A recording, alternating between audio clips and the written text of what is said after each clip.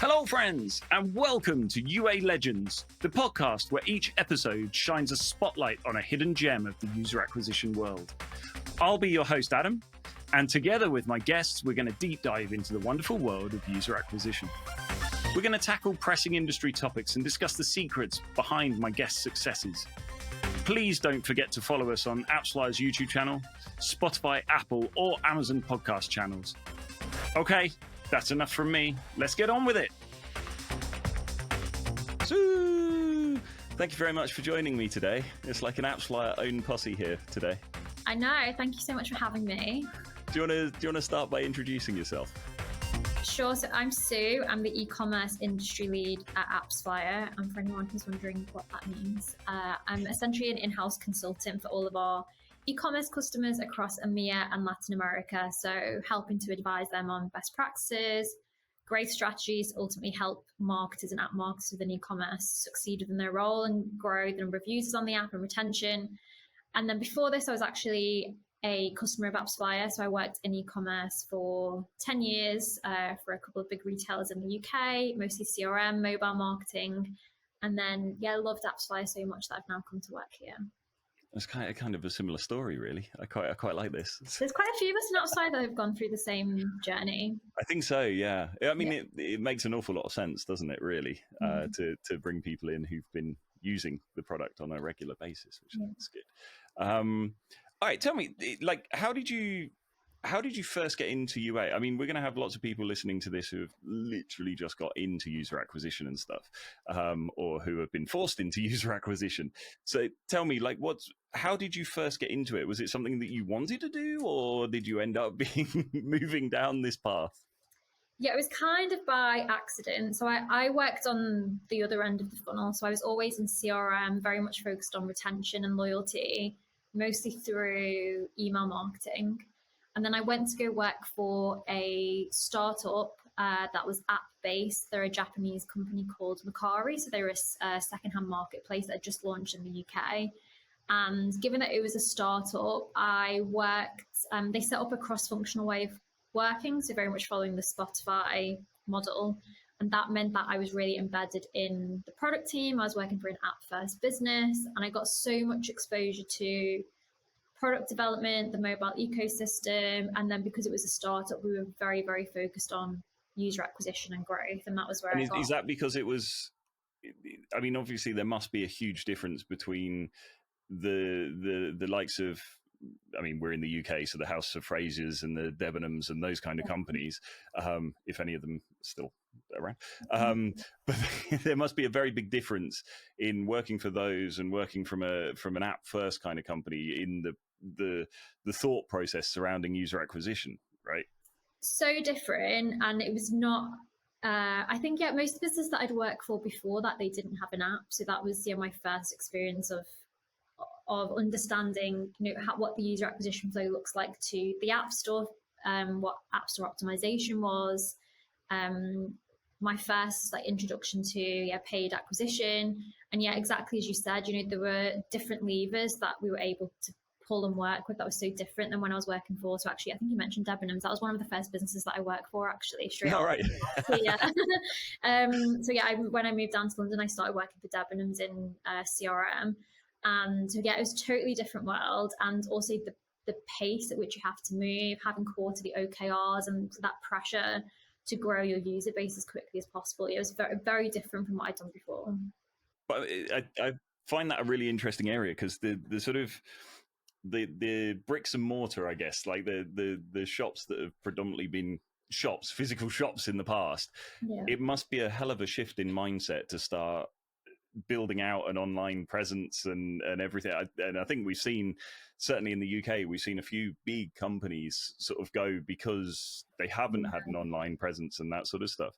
Is that shift, do you see that shift happening more and more now, where these big companies have sort of maybe been caught out and are suddenly like, right, we need to do something about this. Like, who can we call? How can we do this? And they're sort of almost panic, or is it structured?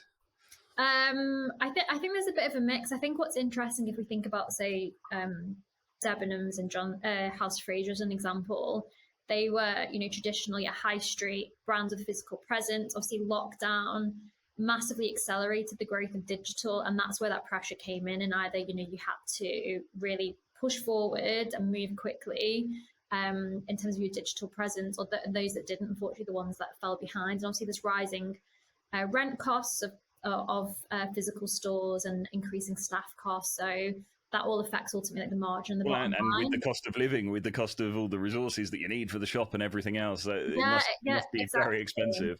Exactly. And when you're trying to compete with the likes of Amazon and ASOS and those kind of things that don't have those physical locations, that must become very challenging to actually be able to compete. Very challenging, but I think what has been interesting was that my time at that startup, I then went from there to Mr. Porter, Net-a-Porter, which doesn't have any physical presence. It's still an online pure play luxury brand. But I was able to take my experience and bring it into this bigger business, who was still trying to understand, the role of app and actually how they could push forward the app and what the benefits were and what a best practice that marketing strategy should look like. And I kind of had that almost like mobile boot camp for nearly a year to be able to bring that experience back into that environment. And I mean, I think it was successful. And now being able to consult and speak with so many big brands across multiple regions who, exactly as you said, either they're still trying to figure out what role the app plays, how to drive it, what a good product experience looks like, or they're recognizing that, okay, now we do need an app. So Charlotte Tilbury is a really good example. They're still quite a new brand based within beauty, and they launched their app just over a year ago now. So again, we're seeing more businesses who have been based in physical locations, got a strong online presence, didn't have an app, and are now recognizing that actually it's fantastic for driving loyalty and retention, and are starting to put the investment in place to drive that. Yeah, and I guess I've seen more recently with some of the retail things that I've been using and some of the apps that have come out from retail, that they've started to get way more intuitive and interesting methods of being able to retain users and that kind of thing. So it's sort of the thought process has moved along from it being, oh my god, we need an app, but we're not too sure why. Yeah. It now seems to be we're building an app to cover certain bases, which is really cool. And that the way that thought process grows and the product grows and everything else, I think has been brilliant. I think as well, to add to that, to your point about these typical like offline store-based businesses, supermarkets are a really great example of that. And Asda, just over a year ago, they launched a new app with a loyalty scheme that was purely app-based. And the idea was that they wanted to create more omni-channel customers. And the app was a fantastic way of being able to stitch that customer data together between online and offline purchases, because they had to use the app and scan that at the till when they were in store. And it was also tied back to their online orders too. And that allows those businesses to gather more data, which then means they can offer more personalized and targeted campaigns that can hopefully drive better repeat order rates. And it's fantastic to see, again, this traditional like offline based business that's now created an app that sits very centrally to like their marketing strategy. And do you, when you've sort of looked at some of these companies, do you find that the kind of app side of the business and the retail or the bricks and mortar side of the business are almost split, and it's two completely different businesses? Like, I'm just wondering, in terms of database and that kind of thing, is it all tied together? I mean, you were just saying about Asda being, bringing everything together. Does that mean it's not normally, and they're sort of two completely separate and operate in different ways? Yeah, it's a good question. So I think traditionally it has been, and I think there's been a bit of a reluctance to sometimes push the app in store because they feel like potentially it's cannibalizing sales. So I went to a talk with Paula Bobbitt, who is the CMO at Boots, and when she first joined the business, there was really this resistance to pushing the app because they did just feel like, it was going to cannibalize sales. It was something that they wanted to sit very separately. And now there is this view of bringing everything together. It's very customer level first and channel agnostic. So the But customer will. does that mean they perceive the revenue coming mainly from once you bring people to the store, and that would ultimately generate more revenue than somebody going to an app and trying to upsell within the app? Because obviously in a store it's much easier to upsell. You have loads of shelves with loads of different things as you're waiting in the queue and that sort of stuff. So it must be somewhat easier to upsell in a store in comparison to on an app. I think the concern that they had is that they would be stealing sales away from the stores and that it wouldn't be incremental. And that was their concern. And actually, one thing that I think that mindset is changing a lot. And one thing that we've worked with a few different retailers on is measurement within stores. So using our QR codes for attribution. So we have lots of different retailers who will use QR codes at different points of sale across the store, and sometimes for each individual salesperson, and they'll give those stores targets based on in-stores and app revenue, which they can use our QR codes to actually measure the impact of that even by salesperson. And that's really helped to encourage in-store staff to push the app. And actually it can be fantastic for driving users back into the store, because to stay with the boots example, you can do click and collect. The idea is that customers are very channel agnostic. It might be for that particular day you want to use click and collect because you can go and get it that day and you need it for that evening, or it might be that there's an offer that's on the app or something's out of stock in store but it's in stock on the app. It's just been able to stitch this together. But there's so much research to show that the more channels that a customer buys from and engages with, the higher their lifetime value. So it's trying to push them across as many channels as possible. Oh, that's interesting. So it is literally the more channels you can deliver to somebody, the more chance of more purchases. Yeah, exactly. Interesting. Okay, so in terms of e-com as a whole, like I know that you're off talking to loads of different big retailers, so it's quite exciting for me that I can actually ask you loads of questions on this. What's big, like what's interesting in terms of the user acquisition side of things? What's interesting across the board for ecom right now? Like what are the focus areas?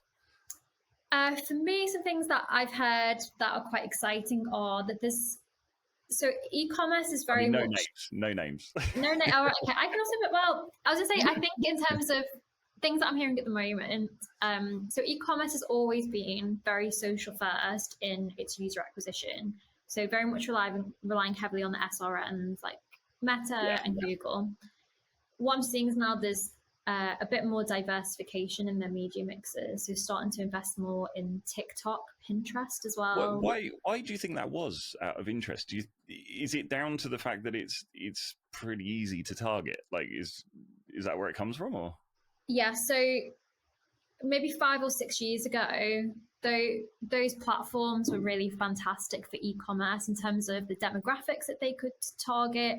There's lots of Shopify-based e-commerce businesses, so taking away sort of those that have an app, who have scaled and are huge now. They're called like Meta-based businesses.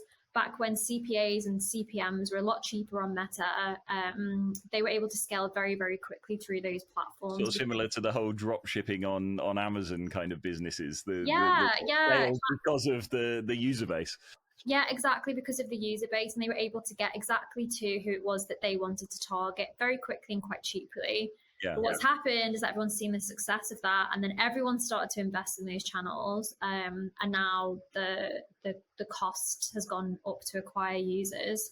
So now they're starting to look at, okay, what are the other ways that we can reach our target audience? And that's through, obviously, there's newer channels like TikTok, for example, as I mentioned, Pinterest or Reddit. And there's a move more towards what's called like full funnel marketing. So more like brand awareness campaigns that are happening at the moment now too, which have got, it's interesting because they're not directly related to, from a last click point of view, to like a purchase. Brands are now starting to think a little bit more long term about how they can nurture people, create more of that brand awareness, which is very content and creative driven, which is really interesting, and try and increase their market share too. And is that where we're now sort of starting to see some of the different styles of advertising? So this crossover from gaming that we've talked about a bit in the past, is that where this is sort of springing from in terms of, let's get the brand out there, and if we can get people coming into our game on Roblox or whatever it may be, it's people seeing our brand and understanding that what we do. If we're Walmart and we're putting out a Walmart land on Roblox, then kids start to identify us with the products in that land. Exactly that. Like how can these brands cut through the noise? Because everyone's advertising on Meta, everyone's advertising on Google. Most brands are going for a similar type of customer. So how can they really have that cut through and also get the most ROI from their paid media investment? I think that the gaming side of things is so interesting. So I know that Elf Beauty, they've created like a virtual storefront as a kiosk that exists within Roblox. You can actually buy physical products. And Walmart has done the same. So you can actually now buy real life items through the online experience, through their... and then they get shipped to you afterwards. So you buy them in the game. And... which is amazing. And I think that for a lot of brands who are thinking about this, so I know Roblox had over 202 million monthly active users last year.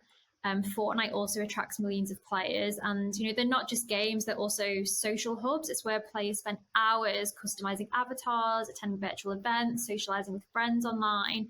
Yeah, for sure. For a lot of brands, they really see this as an opportunity to reach a very digitally savvy global audience. And I know that just in terms of, I had some pre-saved stats on this, but in terms of demographics, so 22%. Here's one I made earlier. Yeah, exactly. So 22% of Roblox users are between 17 to 24 years old. And 39% of Roblox users are female. So I think, again, there's a bit of this, misunderstanding of the online gaming environment that it's very heavily male skewed as a demographic, and that's just not true, which is why you see more beauty brands in particular activate within that space. Yeah, I wonder if that's because you see more Call of Duty players, like you sort of that's the image that you kind of see. Yeah, maybe so. Yes. That's I do find that fascinating, and in terms of the, like, I've always, I come from gaming background, obviously, so I've always been told and always seen gaming as being like the far ahead of every other industry kind of thing in terms of their sort of technical knowledge of these types of things. I think that's changing now. Obviously gaming is still there, but I think some of the people that were working in user acquisition or product for gaming have moved across to retail and stuff, and I see that as being, it's sort of brought it forward. Where do you stand on that? What are you seeing? Oh, I've got a thumbs up. I agree. I think, to me, gaming has always been like the marketers in the gaming space have been on another level in terms of their understanding of user acquisition, in terms of their understanding of how to scale very quickly, like creative optimization, A/B testing. Like, I feel like they're willing to take more risks, they're more innovative, and willing to try new things. I think I love the fact that people from gaming are now moving into e-commerce, because they're bringing that fantastic knowledge, and they're so good at marketing in particular, to bring that into e-commerce, which has got very much still a web-based focus or an in-store offline focus, as we discussed before. To be able to bring that in and help change the mindset entirely and bring that expertise is fantastic. I think that's something that e-commerce has got more of a strength over gaming, is around like CRM and retention, owned media strategies, and I think that that's where gaming can perhaps, on the flip side, actually learn a little bit more from that. For sure. Yeah. I think there's an awful lot when it comes to managing large estates and that kind of thing, because e-com inherently has lots and lots of user base, from visitors to physical stores and that kind of thing. So I do think there is that knowledge, and that management is what gaming needs on the flip side of this, which I think will come across at some point, which is amazing. I'd say now we've got this amazing hybrid, as you said, where we've got this fusion between e-com and gaming, and actually we're seeing a lot of e-commerce apps gamify their app experiences as a way of trying to drive retention, teaming, which might be something that we come onto. and Shein. And actually, the Lidl app, a few people have mentioned the Lidl app to me specifically, do a lot of gamification and prize draws and Oh, really? yeah, a lot of games that are built within the in-app experience too. So as a way, because if you think about the average order frequency, maybe it's 3 or 4 times a year. How do you keep people on the app and retained in Well, between? I mean, that was going to be my question. You've got we put out an ecom report recently. AppsFlyer put out an ecom report recently about the the state of e-commerce, and there was an interesting fact in there about the speed of first purchase and when that was compared to gaming, and the sort of gaming was way ahead on the first purchase side of things. Yeah. And I think when our PR guys came and talked to me and was like, what's going on with this? Why is this happening? And you sort of think, okay, but gaming, the whole game is built in terms of monetization. So you're trying to get somebody to feel comfortable making a payment in the app very early on to sort of put across in their own mind that they're comfortable with making payments and that they'll continue.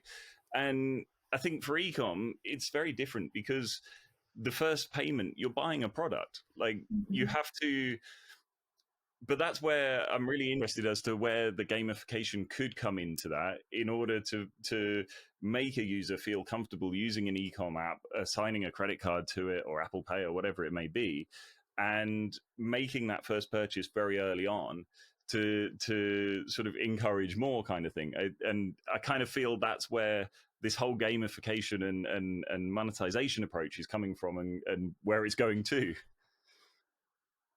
I suppose as well that the reason why there'll be a difference in that time to first purchase is, I imagine anyway, that the average order value is going to be potentially much higher in e-commerce. It's going to be more of a considered purchase. And you said you've got delivery fees to add on to that. Maybe they do a bit of price comparison elsewhere.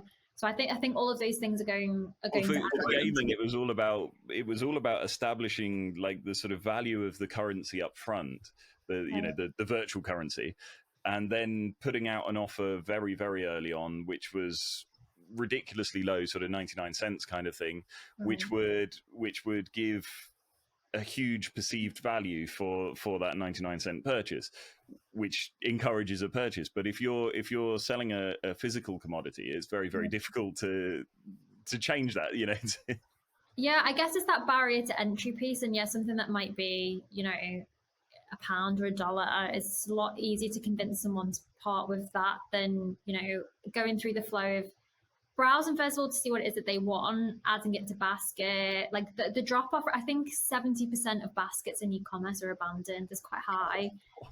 So that's why they'll really rely on retargeting campaigns, abandoned basket or abandoned browse campaigns to try and bring people back into the app to encourage them to actually complete that flow. What Amazon did incredibly well from the very, very, very beginning. Yes. Yeah, amazing. You sort of look at one thing and then you find it everywhere else that you go on the web. Yeah, you can't escape it. All right. Well, thank you very much. I do want to say, Sue, you are a UA legend, and thank you very much for coming on. I do have a couple more questions that I really want to fire at you, just for anybody out there who's really sort of getting into user acquisition and wants to find more information. Like when obviously now you're at AppsFlyer, you're talking to loads of different companies, but before you were at AppsFlyer, what were good sources of knowledge? Where did you look for to understand what to do next in user acquisition and how to scale and that kind of thing? It's a good question. I really went to as many events as possible, particularly those that were hosted by the SRNs, because that's where we put most of our spend. So, if you are running any activity with Google, Meta, etc., other networks exist. But keeping in touch with your account manager and seeing what events are on, because also whilst you're there, it's a fantastic opportunity to network with other people within your industry and to learn from them. And I think also learning from other verticals. So don't just go to, if you're in e-commerce, don't just go to e-commerce events, go to gaming events as well. There are also so many fantastic resources like Slack groups or LinkedIn's a fantastic way of being able to keep up to date what's happening in the industry. I really love Business of Apps, TechCrunch for e-commerce. Modern Retail is also is also really great. But I think being able to learn from others within the industry is always like, I think, one of the best places that you And can always go. in So person. In person yeah, talking is always fantastic anyway. always, which really try and build up your community as much as you can. Amazing. And of course, follow Sue. Because Oh yeah, you have a follow me on LinkedIn. Yes, I will spam you a few times a week if you're okay with that. it's all interesting. And what do you? Okay, one last question, which is a bit of a Google interview question that I like to ask, is what if you could go back in time and tell yourself something that you wish you'd have known when you first started out in user acquisition, what would that be? I think actually one thing that I would say is that relationships are so important both within and outside of the business. So yeah, one thing that I would have told myself is, you know, authenticity is really important. And I think, you know, bring your full self to work. And the reason why I think that's beneficial is because, you know, if you're a marketer, there might be things that you want to do and it really relies on dev work from the product team, for instance. It's so important to have a good relationship with that team. Like they hold the keys and you need to get their buy-in. So it's something I've had a bit of friction with in the past when I've worked in e-commerce. But once I've really got that relationship right, like the ability to move forward quickly has been incredible. And one way of being able to tackle that as well is by trying to have some shared KPIs with the product team too, really forcing their way into like you know, their weekly scrum sessions, trying to get, you know, my requirements into their backlog, but really trying to get their buy-in and get them to be a decision maker. You've got to take them on the journey with you, right? I mean, they've got to buy into what you're trying to achieve. Yeah, they don't want you to just go over to their desk and, you know, you give them a list of demands and requests. It's like, how can this be a shared vision together that can, you know, both of us can achieve our goals through that? It can take a bit of time, but I think it's so important. And it's something that I think if I'd had gotten right in the first place in a few roles, I probably would have been able to deliver a little bit more. I like it. So yeah, make the product team your best friend is the answer. What about the public speaking side of things? Because that's something I found really interesting. Is, you know, I always hated it when I was working in gaming, but I think in terms of growing profile and people understanding more about what you're doing and being able to articulate stuff, I think that helps dramatically. And even in you know, when you're working with a product team, being able to articulate what it is that you're needing, and in terms of bringing people on a journey, if you're able to put together a deck of like, this is what I'm trying to achieve, I think overarchingly that helps dramatically. I think that's a really good point, and I think that when I speak to a lot of people in e-commerce and I'm trying to get them to speak at events, again, sometimes it's a bit of resistance. I think if someone hasn't done it before, it can seem so terrifying. But to your point, if you're able to then be on a stage in front of your peers and actually present something that you've worked on with the product team, that's also given visibility to things that they've done that have been executed really well, again, that is only going to help your relationship. And as you said, you then get to build up your communication and persuasion skills, which is only going to help in lots of other areas in your career. So I would definitely encourage people, if they can. There's so many fantastic events in the industry, and I'm always looking for people to speak. So again, if you connect me on LinkedIn, reach out to Sue. Yes, please. If you haven't done it before, I do it all the time now, and I used to be so terrified, and now I just like, I actually look forward to it because I think I'm a bit of a sicko. But yeah, if anyone is interested, like, please reach out to me, and I'm always happy to like coach and yeah, give them some speaking opportunities. Amazing. I wish I'd have known that like years ago. Well, you are a UA legend, Sue. Thank you so much for coming on. It's been a pleasure to talk to you today, and yeah, I'll see you in the office soon. Thank you so much for having me.